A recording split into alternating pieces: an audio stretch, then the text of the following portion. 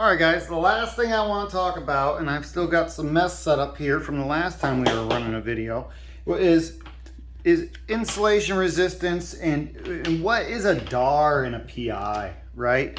So this is one thing that a lot of people are like, I don't understand why I have to record these values. I don't know what they mean. And so you got some thunderstorms going on in the background. And so what I'm gonna kind of demo what we're doing. All right. So I've got this set up right here. I'm gonna do a ground test actually. I'm gonna do A phase to ground. We're gonna do it at 5,000 volts. Okay. And what I want to do is I want to let this run, and I'm going to walk over and get a pencil while this is starting. But we're going to start this test, and then I'm going to roughly have a timer to get our 30-second and our 1 minute. And we're not going to go to 10 minutes, but we'll get it, you know, as much as we can. So I'm going to start this now, and we're going to say that it's after it stabilizes, we were at around 1.2. Okay, so I'm just going to keep that reading. I know some people are out there busy and I don't want this to go any longer, but we're going to write down 1.2 gigs. That was our roughly 5-second, or we'll just say 10-second reading. Okay. And we're going to say it's roughly around 30 seconds now. I don't know. I'm just ballparking it. So we're going to say it's 1.5 gigs at 30. Okay. And I know for a fact that it's not going to change too much, but also this is just such a short run and there's not a lot of insulation to this, okay? Yeah, we're just gonna say that it gets around 1.52.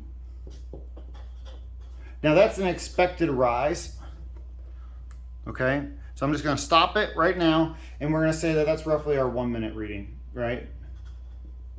So what does this mean? Well, this means that when you started the test, your current was up here and then it slowly fell down and it kept falling a little bit, okay? And there's a really good book by Megger called A Stitch in Time, and I recommend it to everyone to read. And what they say is that if we look at this is our current, so this is I, and then this is time right here. And so we go, you know, 10 seconds, 30 seconds, 1 minute, 10 minute, and you know, kind of like a logarithmic scale, you'll see that you've got multiple currents happening here, okay? And what we care about is we care about 3 different main currents. We've got one current that is our charging current, okay? And that's what happened. Really, it was this current was way up here is what it was.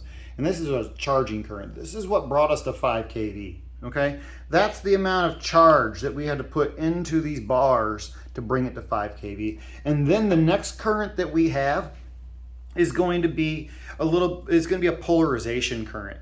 And this happens slowly over time. And what are we talking about? We're talking about the actual insulation of this wire. We're going to polarize the molecules, and all the molecules are random directions. And when you apply a voltage, if there's any molecules that are polarized molecules, they'll start to turn and orientate themselves and charge like a capacitor. And so we're charging this insulation like a capacitor. And that takes a very long time, okay? Depending on how much insulation, how thick it is, and what type it is, you know, all these curves change, but that takes a very long time. And, you know, you would expect roughly 8 minutes, I think is what that book says, that it starts to mostly fade away.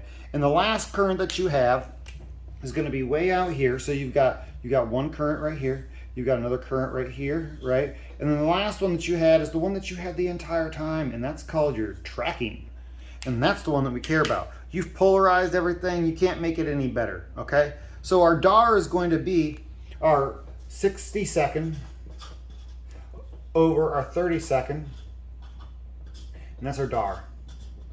This is just a rate of how fast the insulation can charge and polarize, okay? And then our last one is going to be our 10 minute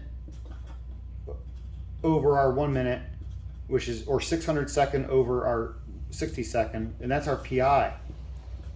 That's a polarization index, and that's going to be essentially a quality over the long term. How well can it charge as a full capacitor, and when it's done, the actual tracking current that's happening on that system is what's going to be on top, okay?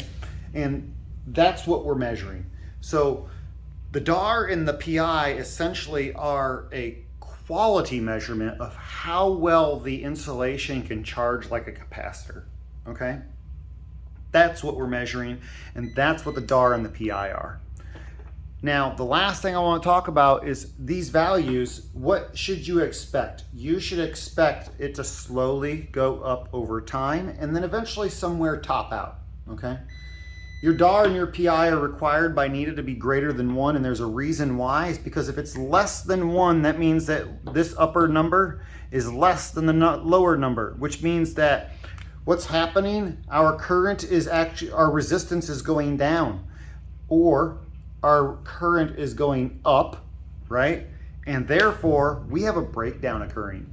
So that is why our PI and our DAR should both be greater than 1, is because we want to make sure that we don't have a breakdown on our insulation when we're testing it at a voltage that is usually much less than the operating voltage, right? If you're testing a 15 kV system with a 2.5 kV, this is way less than the operating voltage, and if you're breaking down that insulation just by testing it at a lower voltage, well, I sure hate to see what the power system is going to be doing all the time on it, right?